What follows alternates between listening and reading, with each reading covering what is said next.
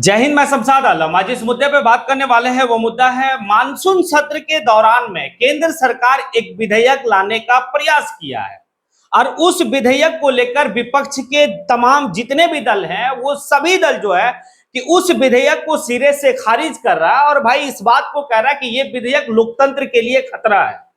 आज इसी विधेयक के बारे में मैं बात करने वाला हूं। आखिर वो कौन सा विधेयक है, कौन सा बिल जो है केंद्र सरकार लानी चाह रही है और इससे क्यों लोकतंत्र को खतरा है। और यहां भी झारखंड में भी बात समझिएगा, झारखंड में भी मानसून सत्र चल रहा और इस मानसून सत्र में जो सत्ता दल के लोग हैं झारखंड के, वो लोग जो है इस बिल को लेकर काफी आक्रोश दिखे और भाई सदन के बाहर में तख्ती लेकर खड़ा है कि इस विधेयक को केंद्र सरकार वापस लो। आखिर विधेयक क्या है, चलिए चलते और सारी बात को विस्तार रूप से समझते हैं।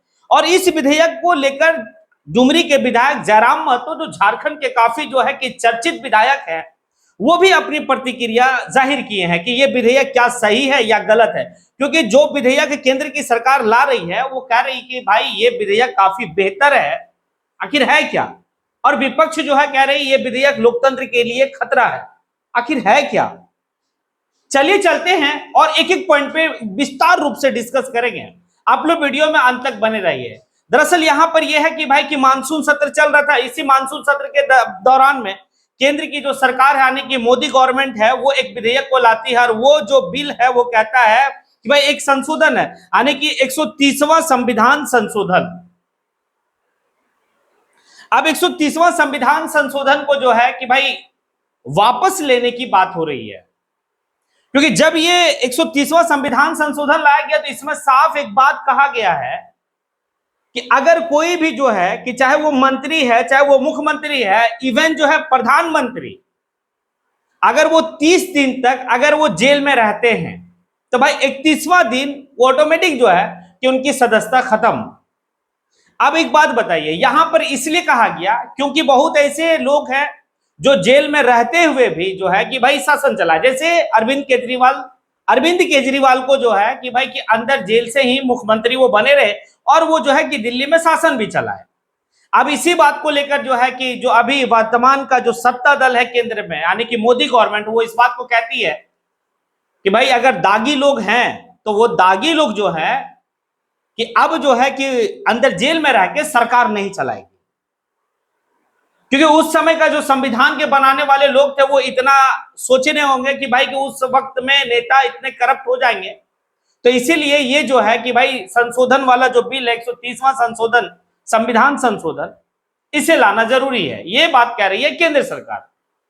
लेकिन एक बात यहां पर समझने वाली है कि भाई जो अभी जांच एजेंसियां है भारत में, चाहे वो ईडी है, सीबीआई है, ये तमाम तरह की जो जांच एजेंसियां है वो किसका तोता बनकर है, ये बात किसी से छिपा हुआ नहीं है।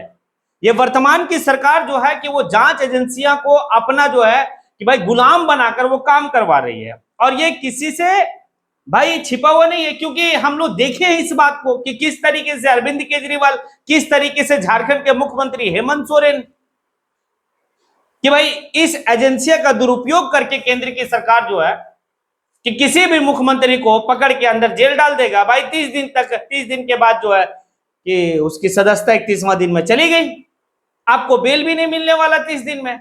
जब कानून आ रहा है ऐसा, ये भी हो सकता है। तब शक के बिना पे तो किसी को भी पकड़ सकते हैं आप। तो ये एक यानी कि ब्रिटिश गवर्नमेंट की टाइम में एक एक्ट आया था और उस एक्ट का नाम था रॉलेट एक्ट। मुझे याद दिला रहा है शायद रॉलेट एक्ट से ही मिलता जुलता हुआ यानी कि 130वां संविधान संशोधन बिल जो है वो है मेरे हिसाब से। अब शक के बिना पे पकड़िए, जब भेज दीजिए। अब देखिए यहां पर जो है कि केंद्र की सरकार एक बात कह रही है कि हम तो हमेशा बने नहीं रहेंगे, हम भी तो कभी जो है कि भाई विपक्ष में बैठेंगे या फिर ऐसा होगा, मेरे साथ भी वही होगा। भाई ये बिल इसलिए ही लाया जा रहा है कि भाई आप विपक्ष में कभी बैठे नहीं, विपक्ष को ही खत्म कर दे आप। अब बताइए ना, एक बात तो सोचने वाली बात है कि 2014 से जब से मोदी गवर्नमेंट की सरकार बनी है भारत में, उस वक्त से लेकर जांच एजेंसियों के रडार पर विपक्ष के वो 25 नेता जो काफी गंभीर आरोप में जो है कि वो रडार पे थे, तो 3 को जो है कि भाई क्लीन चिट दे दिया गया। 25 में से 3 को क्लीन चिट और टोटल वो विपक्ष के नेता थे। बीजेपी से कोई नेता नहीं। जो जांच एजेंसी के रडार पर जो 25 लोग थे, 25 नेता थे, वो विपक्ष का नेता थे, जिसमें से 3 लोग को जो है कि भाई मतलब बाइज्जत आने के उसको क्लीन चिट दे दिया, और जो 22 लोग बचे, उस 22 लोग का जो जांच चल रहा था, वो सारा जांच का दस्तावेज बजिया ठंडा बस्ता में चला गया। किससे छिपा हुआ है? शुभेंदु अधिकारी कि क्या मामला था, और किस तरीके से जब जो है कि शुभेंदु अधिकारी टीएमसी में थे, उस वक्त में बीजेपी के तरफ से क्या कहा जा रहा, चक्की पीसिंग पीसिंग पीसिंग की बात हो रही थी। लेकिन जैसे बीजेपी में ज्वाइन किया भाई, सारा जो है कि खत्म हो गया। अब इसी तरीके से आप देख लिया अजीत पवार, महाराष्ट्र एनसीपी, किससे छिपा हुआ है? और एक तो बड़ा मजेदार है कि कांग्रेस का नेता हुआ करते थे हेमंता बिस्व शर्मा, आज जो है कि भाई कि बहुत बड़ा हिंदू हृदय सम्राट नेता बने हुए हैं। उनके ऊपर अमित शाह जो गृह मंत्री, वो एक बात कहे थे, काफी गंभीर आरोप लगाए थे, जब वो जो है कि कांग्रेस को छोड़कर चले गए कहां, बीजेपी में, तो आज बड़ा नेता बनके जो है कि देश का वो बन बैठे बीजेपी की तरफ से। ये है। तो एक बात बताइए, ये 25 लोग जो थे वो सिर्फ कौन थे भाई? विपक्ष के लोग थे। मतलब इतना जो है कि अभी वर्तमान की गवर्नमेंट जो है, या वर्तमान की जो रूलिंग पार्टी है, वो इतना आने की मतलब साफ सुथरा है कि भाई उसके यहां कोई तो करप्शन कर ही नहीं रहा है। बीजेपी मतलब जो कांग्रेस में करप्शन कर रहा हो, बीजेपी में भाई शामिल हो जाओ, तुम साफ सुथरा हो जाओ, ये वाली बात है। तो ये बिल जो है कि काफी खतरनाक बिल कह सकते हैं इसको। अब इसी बात को लेकर जयराम महतो से जो है कि भाई सवाल पूछा गया कि आखिर इस बिल को आप किस रूप में देख रहे हैं, क्योंकि झारखंड में जयराम महतो एक चर्चित नाम, चर्चित विधायक, किसी से सवाल पूछे या ना पूछे, लेकिन भाई जयराम महतो से सवाल मीडिया वाले तो पूछेंगे, चाहे वो देश का मुद्दा हो या फिर जो है कि आपका झारखंड से रिलेटेड मुद्दा हो। अब जब पूछ दिए तो भाई वो स्पष्ट इस बात को कहे कि मैं इस बिल का जो है कि विरोध करता हूं। हालांकि वो विपक्ष में बैठ रहे, लेकिन इसके बावजूद भी वो इस बात को कह रहे हैं कि मैं इस बिल का समर्थन नहीं करूंगा, क्योंकि पिछले यानी कि 2014 से लेकर मैं जो अध्ययन किया हूं, राजनीतिक स्टडी जो किया हूं, उसमें यही देखा हूं कि भाई बीजेपी जब जैसा चाहती है, जिस भी यानी कि जहां पर उनकी यानी कि मुख्यमंत्री नहीं है, उनकी सरकार नहीं है, भाई मुख्यमंत्री के ऊपर इल्जाम लगा के अंदर जेल में डाल दे रहा, 30 दिन तक वो जेल में रहेगा, 31वां दिन ऑटोमेटिक उसकी सदस्यता चली जाएगी। तो ये बिल जो है कि अभी के पृष्ठभूमि में सही नहीं है, ये बात जयराम महतो कह रहे हैं, और वाकई में सही नहीं है। जितने भी यानी कि इस तरीके के जो सोच वाले व्यक्ति जो दूरदृष्टि देख रहे हैं, वो समझ रहे हैं कि ये बिल क्यों लाया जा रहा है। चाइना की वो राजनीति की अगर परिस्थिति को देखेंगे, या फिर वहां की पृष्ठ राजनीति की पूरा अगर आप बेहतर तरीके से अध्ययन करेंगे, तो आपको पता चलेगा वहां पे विपक्ष तो है ही नहीं। अगर कोई राजनीति दूसरा दल जो है कि भाई चुनाव लड़ना चाहता है चाइना में, तो पहले सत्ता दल से पूछना होता है कि हम चुनाव लड़ेंगे या नहीं लड़ेंगे। तो क्या भारत में भी यही जो है कि करने वाले हैं? ये 130वां संविधान संशोधन जो बिल है, क्या यही होने वाला है? अब सोचिए ना, ये यहां पर जो है एक दिखा रहे कि भाई सशक्तिकरण है ना, अगर इस तरीके से होगा तो करप्शन कम होगा।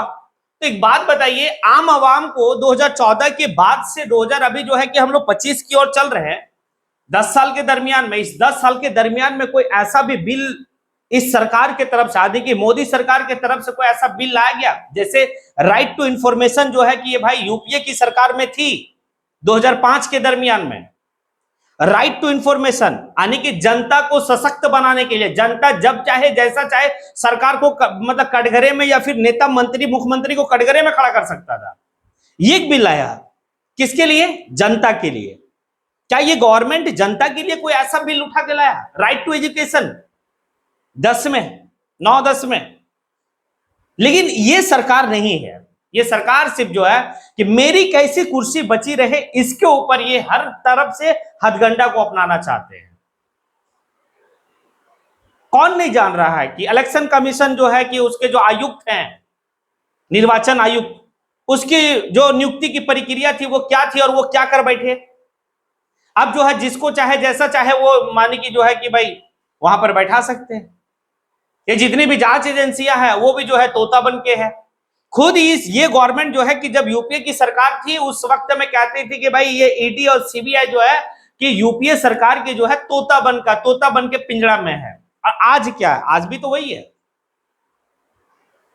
तो ये है, इसीलिए 1930वां संविधान संशोधन बिल का हर कोई जो है कि भाई खिलाफ में है, सिरे से खारिज कर रहा। वहां पर बिल को सदन में आने की, पार्लियामेंट में, लोकसभा में बिल को फाड़ के फेंक दिया गया। ये इतना डेंजर बिल है।